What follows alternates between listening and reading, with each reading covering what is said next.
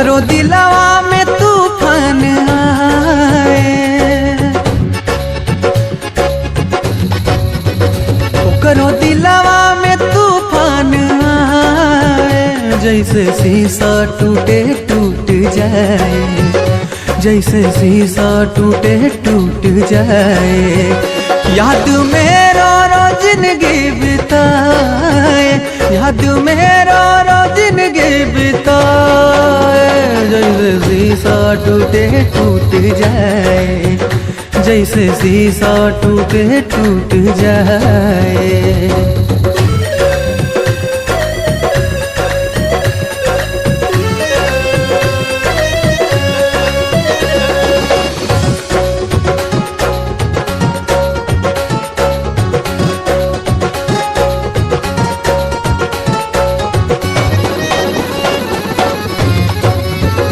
जैसे हम जरा तानी जरे, ओकरो अखियों में आंसू भरे।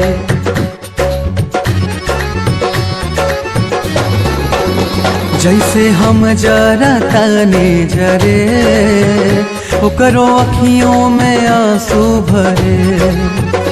ओकर दुनिया भी अब लूट जाए, ओकर दुनिया भी अब लूट जाए। जैसे शीशा टूटे टूट जाए, जैसे शीशा टूटे टूट जाए।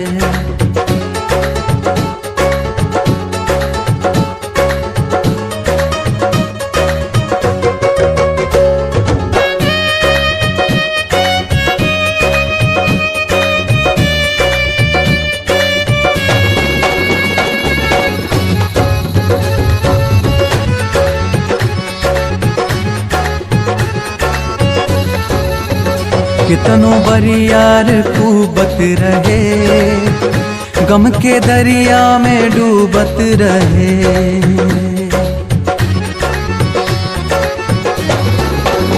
कितनो बरियार खूबत रहे, गम के दरिया में डूबत रहे।